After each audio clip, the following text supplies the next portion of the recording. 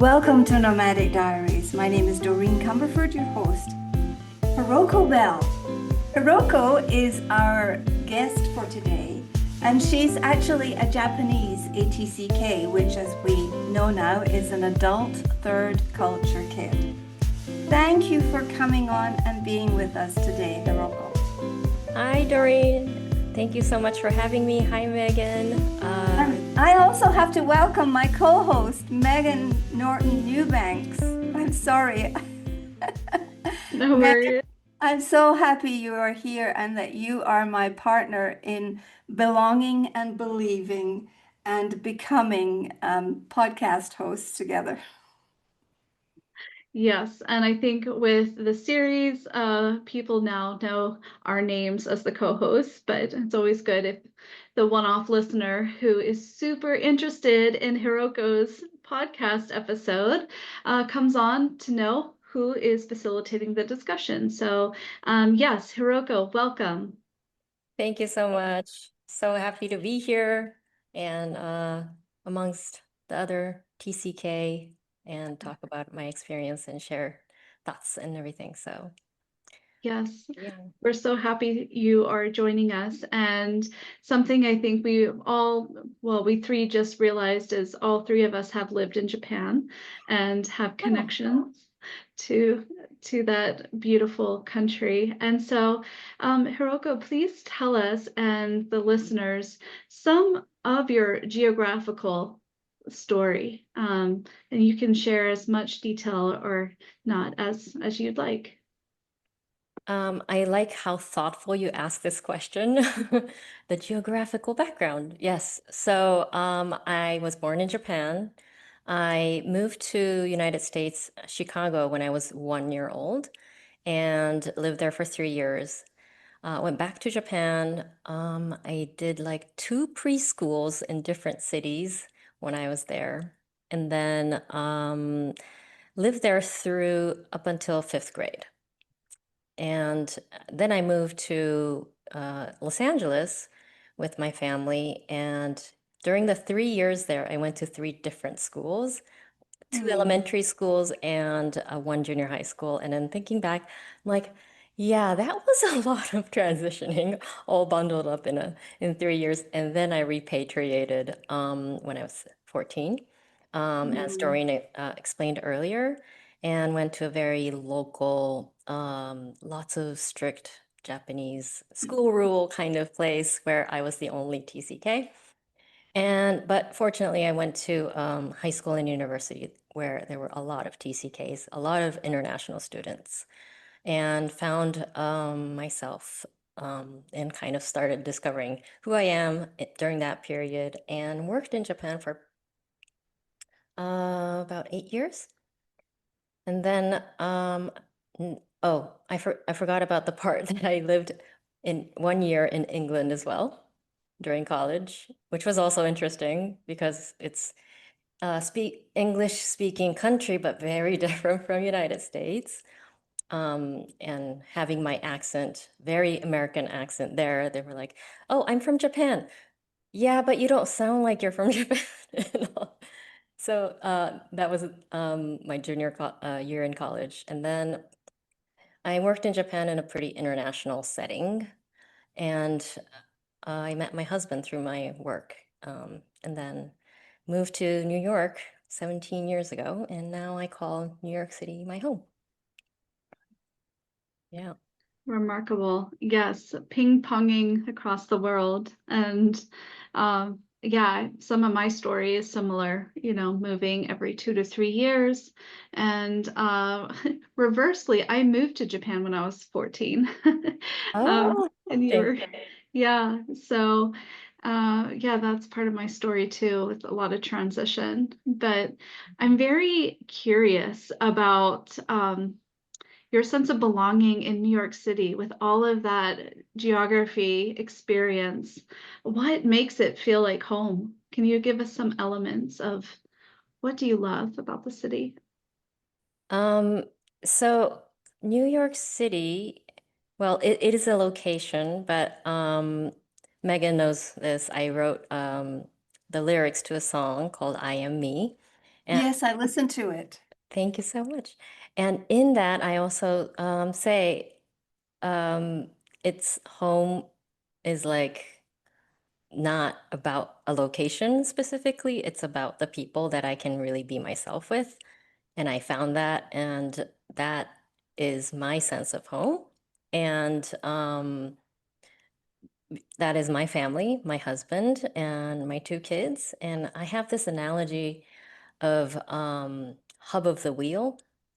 Like that is like the as a TCK identity, I imagine like at the core you have the hub of the wheel, and then the exterior part of the wheel you have different, it's like a donut chart kind of, you have different colors around it at the wheel, and you are code switching between different colors on the exterior, sort of like somebody said in the book Third Culture Kids, a revolving door. Um, and you're switching from the red color to the purple color to the blue and yellow, and depending on the context. But at the hub of the wheel, at the core, there's that sense of belonging that I found with the people or the things that I really like to do or the values that I really think it's important to me. And so when I found that with my husband and what we try to share with our kids, that's my like sense of home. And as a mixed family, my husband's American. So as a mixed family, New York City is so diverse. And Mm. everybody is from everywhere.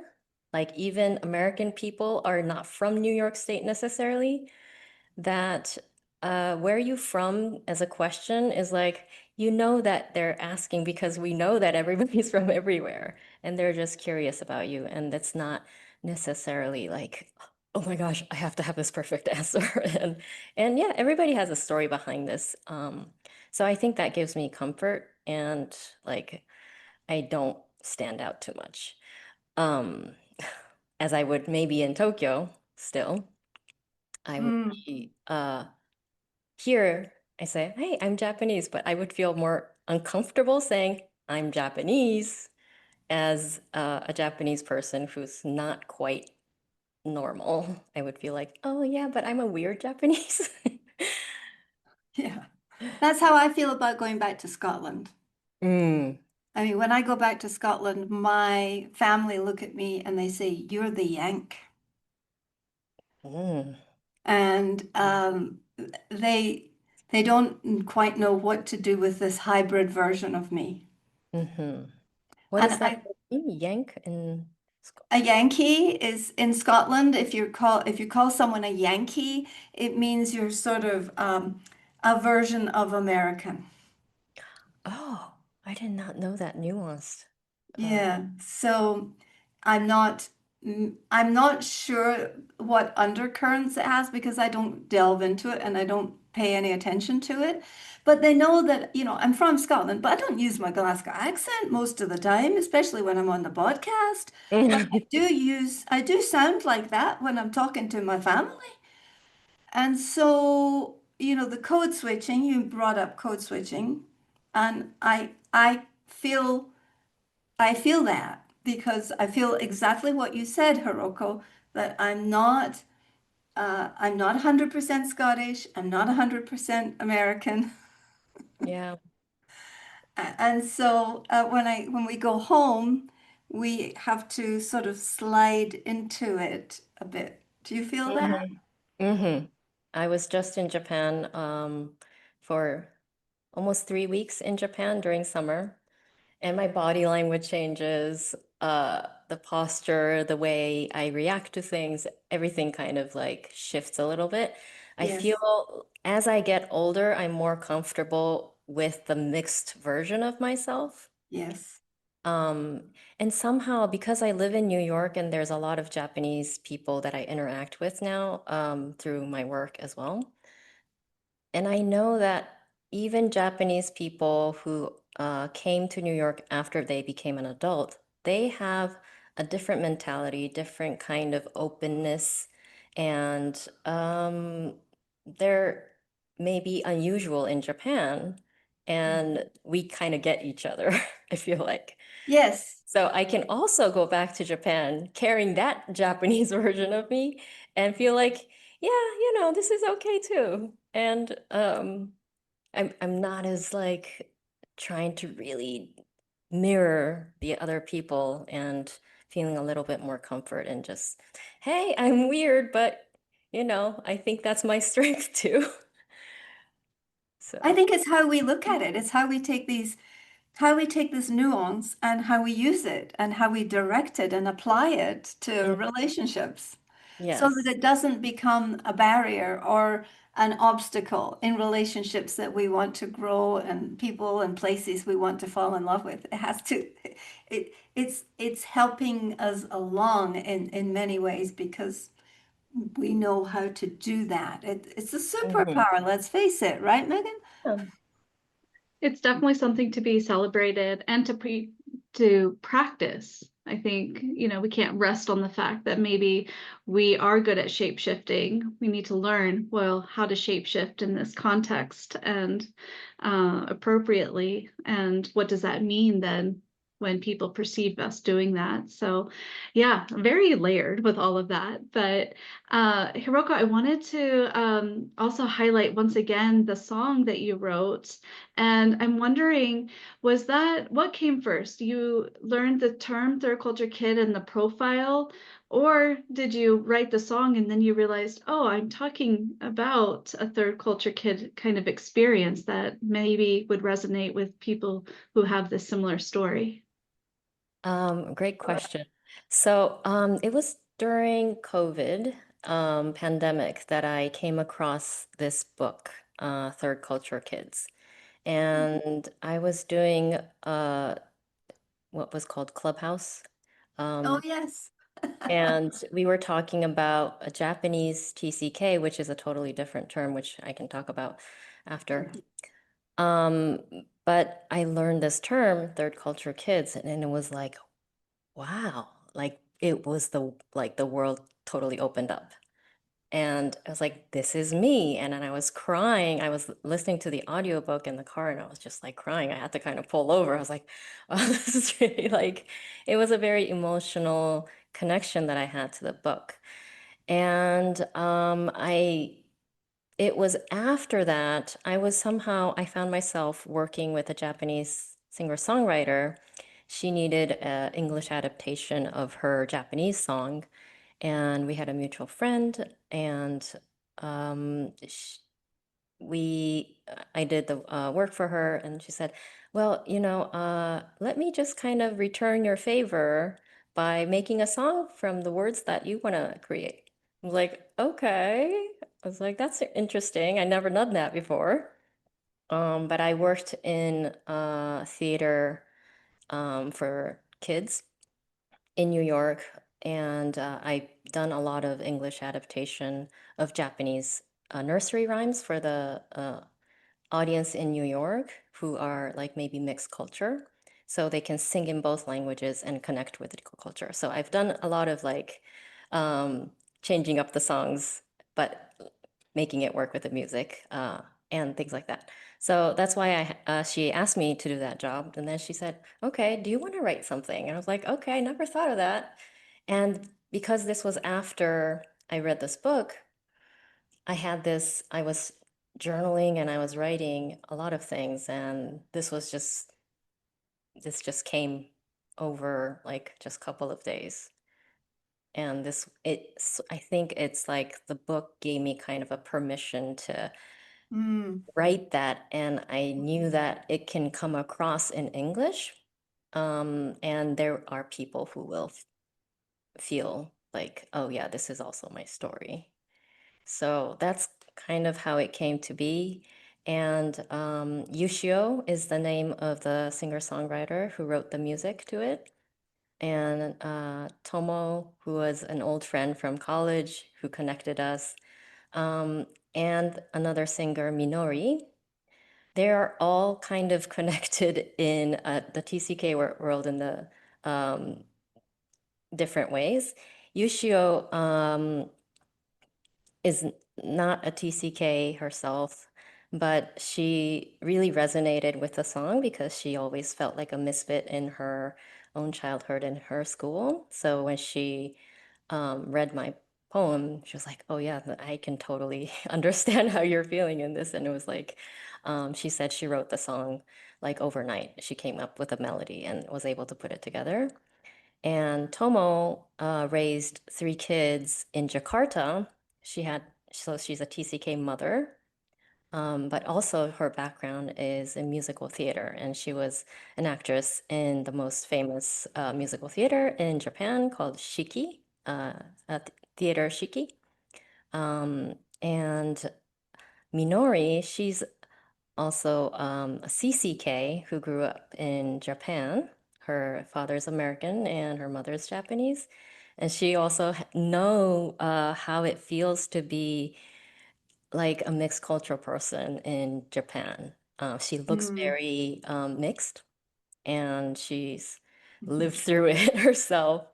And she's also working internationally in Germany and different parts of Europe, and currently teaching in Mississippi at Gulf Coast School of Performing Arts and raising four TCKs through it all Mhm. between Mm. US and Germany and um, with her Japanese background and everything. So this is a story about TCK and also sung by TCK and TCK mother. So I feel very dear about this project, and I hope it, there are people who resonate with the message. So that's about the song I that I want to share. So you found home in New York City. We've talked a little bit about feeling that sense of belonging after years of moving in between cultures. Mhm. Um, what is it that you do now to support TCK Japanese or American families navigating the challenge of relocating somewhere, crossing the language, cultural, and physical um, boundaries that are and challenges that come up. How is this looking for you nowadays? So I decided this is gonna be what I want to do um, beginning of 2025. Well, actually, I decided that before, and I took a course with TCK training and got a certificate in TCK care. So I felt very passionate about doing this and taking care of TCK families from my own experience as a third culture kid, and now um, as I'm raising cross-cultural kids in Yeah. my non-passport country.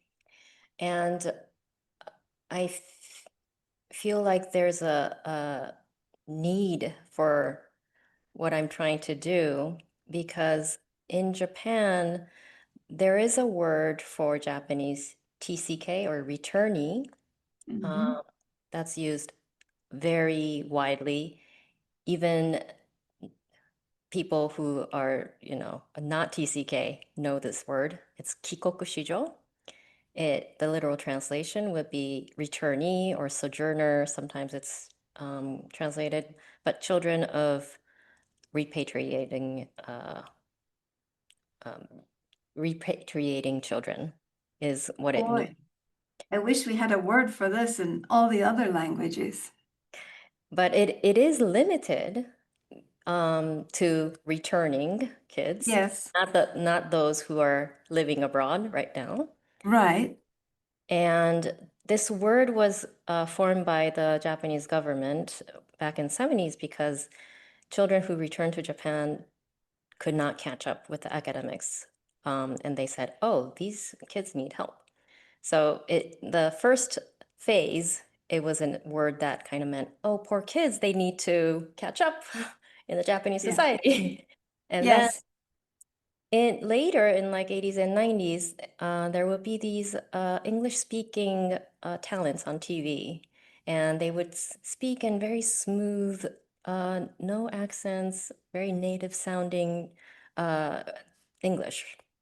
And and also the trend became that, oh, these bilingual kids, they can really elevate the Japanese business because they can negotiate with the global market and converse and have much more like presence. So they were like, oh, these are the global assets that we need to take care of in Japan. How smart is that? Yes. So there is How smart is that? a really, I guess in a way, status that's appreciated Yes. if you are bilingual. And there are schools that have entry points for TCKs because they want to help these kids maintain their language abilities. And also in consideration to like kind of, I guess, nurture a sense of belonging within those groups. So there is a tremendous amount of educational support for TCKs, and I think Japan is in a way ahead of many other countries in that kind of support. 1000% ahead. Yeah. And because Japan is an island country and there is always a mentality to look outwards and improve. And there is like, oh, we're Japan, but we have to get out to the world. Of course, for economy too. That's very important to have trades relationship and all of international relationship. So there's that. But the word is also kind of restricting because there are TCKs coming back to Japan from all over the world with Yeah. many different language abilities, and some of them may not go to an English-speaking country, right? They go to Asia, Africa, different countries in Europe, and India, and all sorts of countries. And unless they go to international school or English-speaking countries, they don't come with the stereotypical image of, oh, you speak English, you must be Kikokushijo. And you feel like, well, I don't qualify as a Kikokushijo, but you are still a TCK. So there's these gaps and different, what should I say, uh, different reaction to this word, depending on where you lived, what kind of education you had abroad, and what your language skills are. And you may also feel very alienated by this word because, oh, I don't qualify or I don't fit into that stereotype. And when I discovered this word, I was like, TCK, that encompasses everybody who had this Yes. experience. And we still share this whole, the superpowers that we have, but we also have all these sense of belonging issues and identity issues and some of the difficult things that we understand now because there is many books written about it and we can learn. But the work I'm doing is to fill the gap because the word TCK is not widely known in Japan. There's very limited resource written in Japanese about TCKs. There are other books written about Kikokushijo, but pretty much this is the only book, the translated book of third culture kids Mm. by David Pollock and Ruth Van Reken and Michael Pollock. So I would like to translate more books that are available and that I'm reading in English. But also I am giving seminars and workshops and to the parents. And I've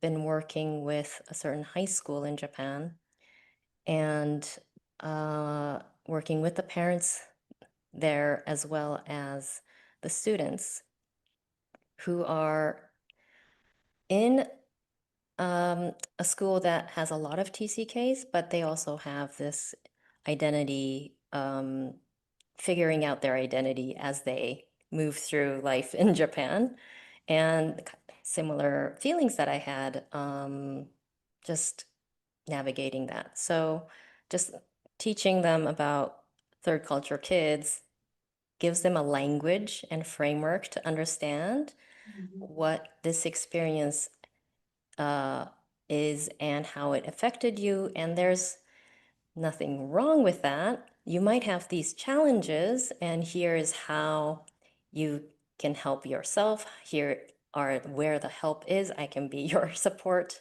I can be the parent's supporter. And yeah, just trying to, I think it's really powerful to have this language. Oh, yeah. The language gives you agency once you have the language. And so many, I'm in Mexico, Hiroko, and so many people here have never heard of TCKs. We have international schools in my city. TCK is kind of like a foreign word mostly.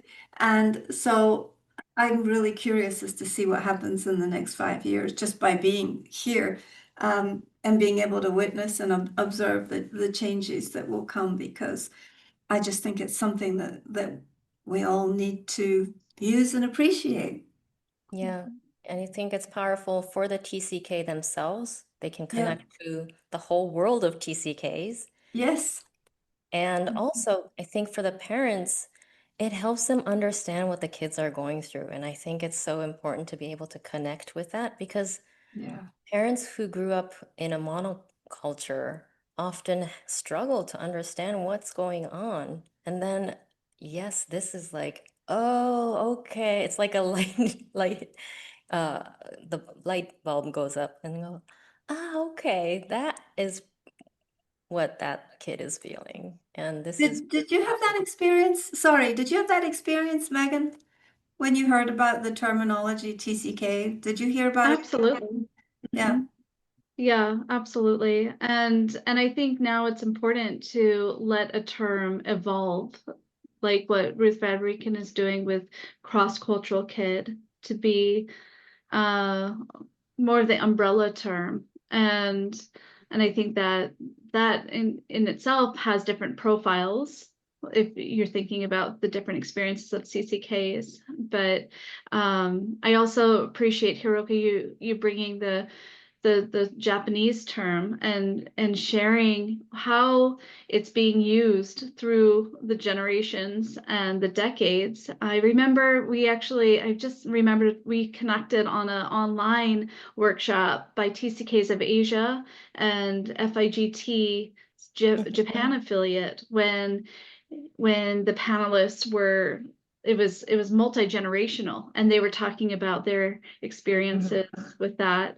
um, and I'm curious, do you have a personal relationship with that word? Do you resonate with it?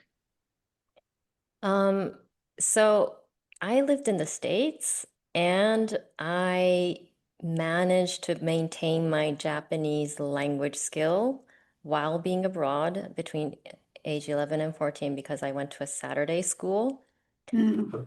and which teaches you a week worth of Japanese curriculum on one day a week on Saturday.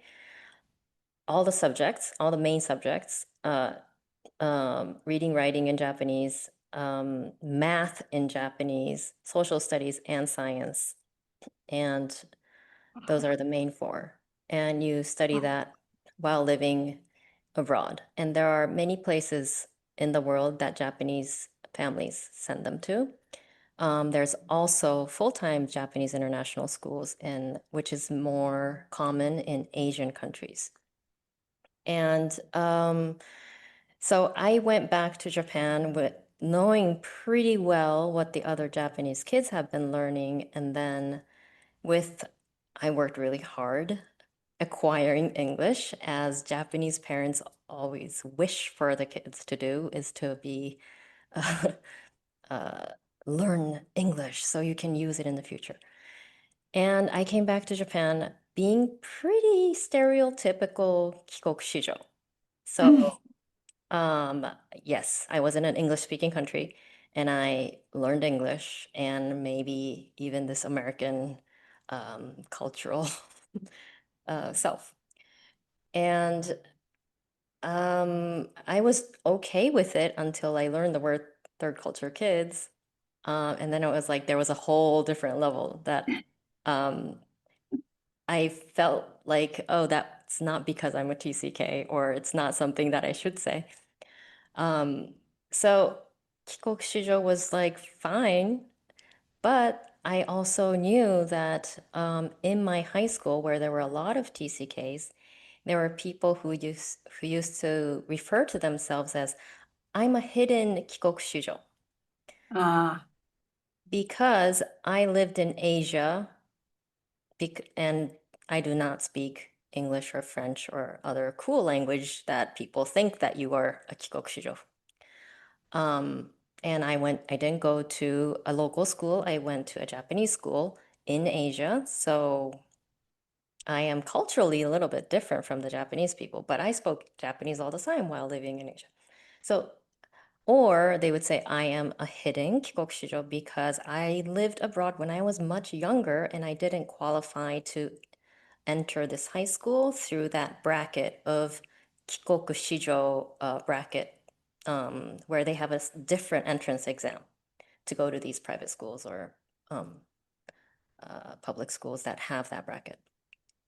So for various reasons, people like cross themselves out that I am not a Kikokushijo or I am a hidden Kikokushijo. yeah. And I always felt like that was wrong.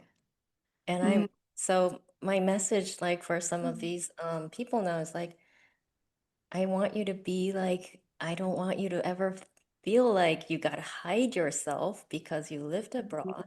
Mm. That's so just like heartbreaking. So that's why I'm like trying to say, hey, you're a great TCK. Here's your strengths. Here's all the things that's maybe not the language that makes you a Kikokushijo, but these are all the qualities that um, That you embody. you embody and you have. Mhm. And And isn't it great to have a mission like that? I mean, I can see you lighting up as we're talking to you for our listeners. You can see her lighting up when she yeah, talks about this, when she feels like this is, I mean, yeah. the difference is not only, I think, in knowing the words and knowing the language, but and also the way that we are presenting ourselves. Mhm. It's more aliveness, and that's what you're encouraging is more vitality, more aliveness.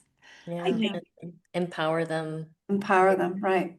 So I Mhm. have just a wee story, which is I'm not sure we'll keep this in, but this wee story is we had a Japanese family live next door to us when my daughter was a year old and then 2 years old. They had their birthday parties together with Barney, who came to the birthday party, and they did everything together. Now, Kumi was 11 months older than my daughter, Mhm. but they were the same height.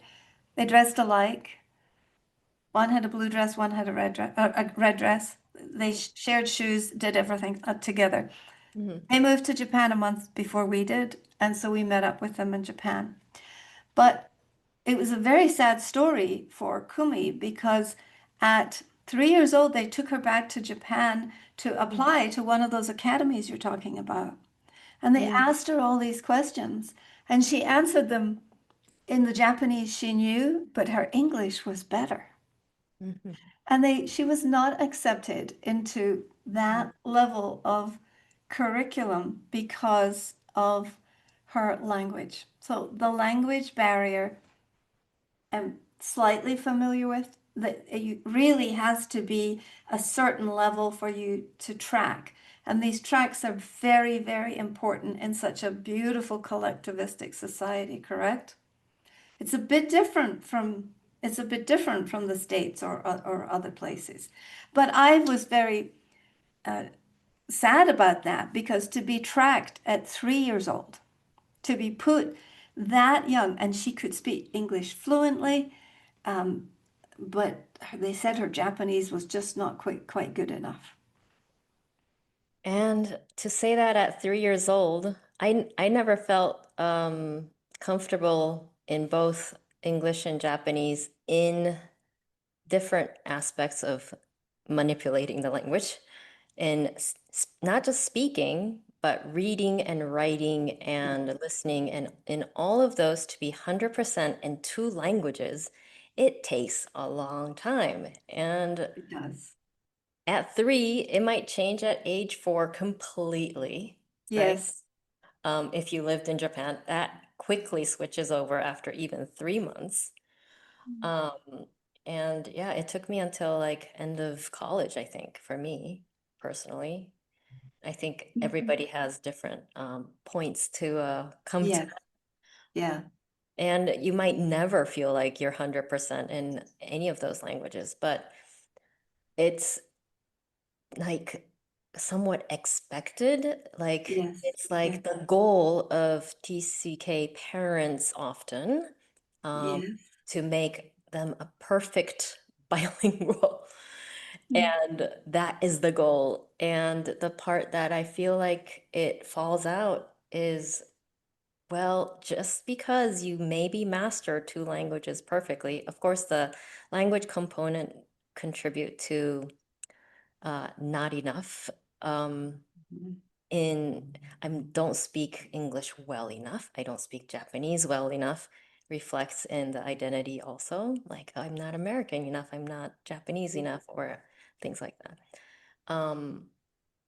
But even when you do, this is like from my experience, like even when you did achieve that sense of like, okay, I'm comfortable in both languages. I feel like I can like um, get around totally fine and not be noticed that I'm a TCK or foreign.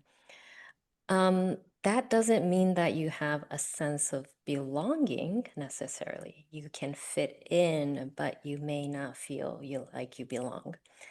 And yeah, these are the unique challenges, I think, often that the parents may not see.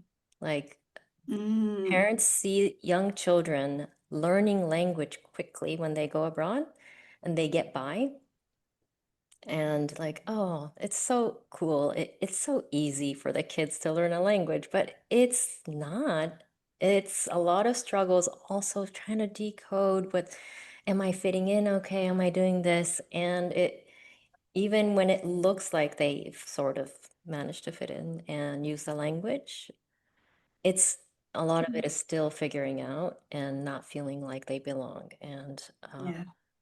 yeah, it takes Yeah. somebody else maybe to Mhm. say that, to realize, I think for the And, parents. and so your mission is to be that somebody else. Yeah, I'd like to advocate for the TCK that might be going through that. Yeah. Yeah. And Hiroko, I have a follow-up question then. Where do you see then the family culture and parental expectations then be a part of this story of your mission of helping the TCK? Where is that negotiation of telling the parents this is what a TCK needs while balancing I can respect then this is a cultural decision. Mm. This is I need to think about this question. So your question, where do you land?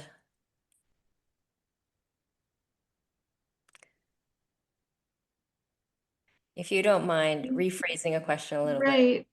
Well, I want to rephrase it in that I feel that a lot of the TCK literature, a lot of the TCK consultants do originate from a Western Mhm.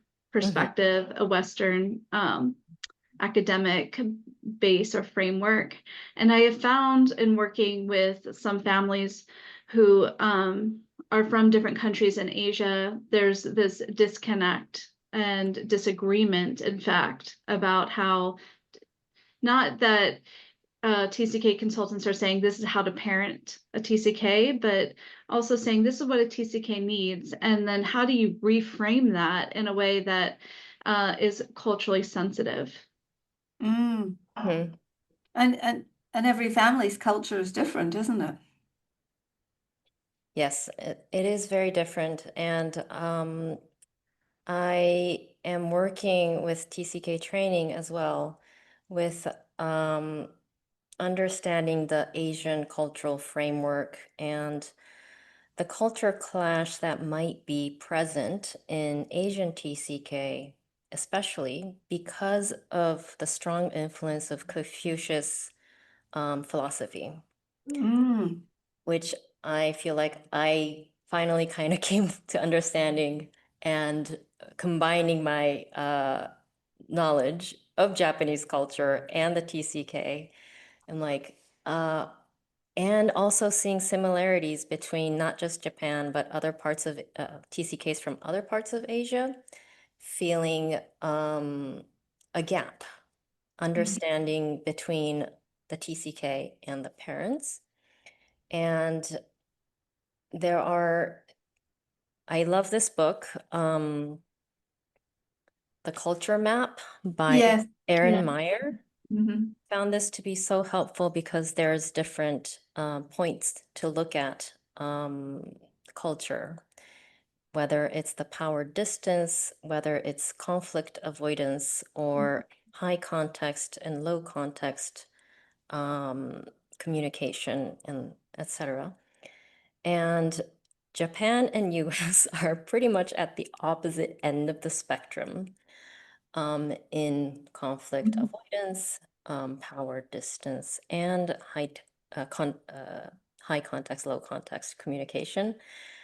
And this can apply to TCKs who go from Western culture during the day at school, then they go home to an Asian culture at home, or being exposed to Western media and taking that in, see how that culture works and how the family dynamics are within the media that they consume, and then seeing a gap with how that works in our home. Or you go to friends' home and their moms are like this. My mom is like, no, different. And I give an example of, because this is maybe the point that's easier to relate to. I give an example of difference in love language. In high context culture, like in Asia, we do not express love very verbally or physically. As the children gets older, especially. I think it's more common when they're much younger.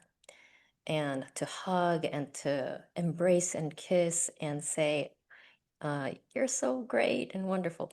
Somehow that fades as the kid gets older, and it becomes very uncomfortable for Asian parents to say, I love you. And kids don't hear that from the parents. Um, and I'm not saying about all of the families, there are different range, of course, as in any country or any culture. Different families have different ways of expressing love, and some of my friends will say, "Daisuki, I love you," but more casual way of saying I love you. Um, but I grew up in a family where that was not expressed verbally. But in Asian cultures, that might be through food and acts of service, a lot more than Western culture. But when you are in this mix and you don't understand that difference, there's a risk that they don't understand that. And unless it's, I think, talked about, I'm not saying that you have to use one love language or the other, but if the child doesn't know it, can you assume that they understand, oh, in this culture, in this high context culture, you do not say I love you, but they still love me? Can they understand that?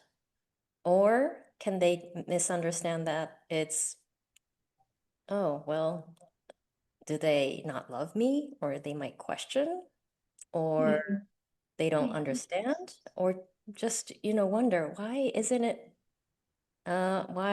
am I not getting the words of affirmation like my friends do? And so I try in my workshops to talk about.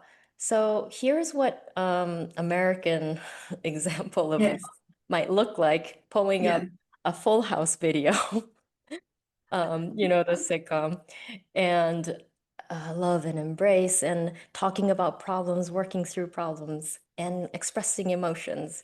And then there's another Japanese film or TV commercial that I bring up, and this is The Mother's Love.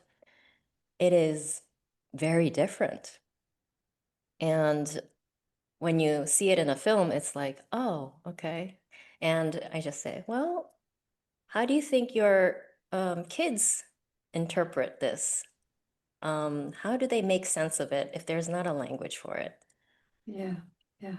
So that's, I'm trying to say, uh, it's not that, you know, you have to choose one or the other. You can make a hybrid and then land on that, or there's some sort of communication where you try to understand, okay, that's so if you have a Japanese mom and an American father, the father might express love differently than your Japanese mother. And she may not say, I love you, but she is showing love in this way, that way. And then just knowing that is her love language for the child is like, oh, okay, well, she doesn't, but she always does this for me. And I think that makes a huge difference. So that's how I'm trying to merge the disconnect, as you said, that Asian families might have in that mixed culture context. And that's one example, like love language is one of them. There are other things like that has Confucius influence, like obedience and how they see success is different, how they see Respect. respect and all of these. Generations. And your westernized kid might state their opinion. They're not trying to disobey. They are just questioning because that's the cultural norm here and that kind of things.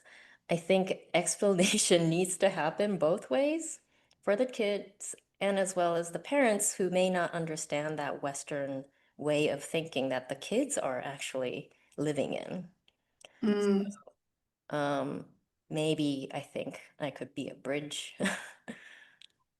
Absolutely. Yes. And you are, even with the stories that you're translating. I think that's really important with kids' stories and folklore and things, because that also really imbibes values of culture and heritage.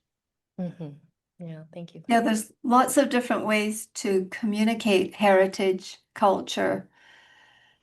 And then ultimately, as kids grow up, I think they have to choose and make their own decisions. Exactly. And our kids made very different decisions from the decisions that my husband and I continue to choose to live in an overseas world.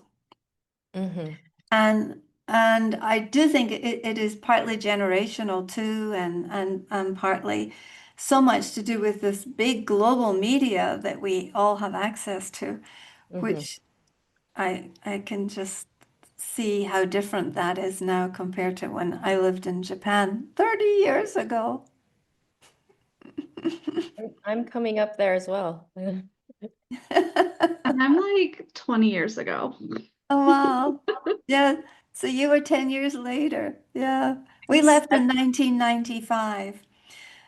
And I wanted to say thank you so much for this, Hiroko. I would love for you to send me those words, please, so that we can include those words. Sukokushiyogi. I didn't get it done. Kikokushijo? Yes, I will Yes, send you.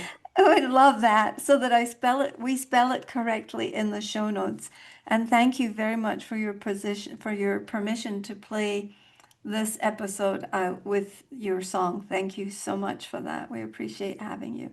Oh, thank you so much. And I would love for people to hear it. So, どうもありがとうございます。oh my gosh, See. どうもありがとうございます。どうもありがとうございました。 It was lovely speaking with you both.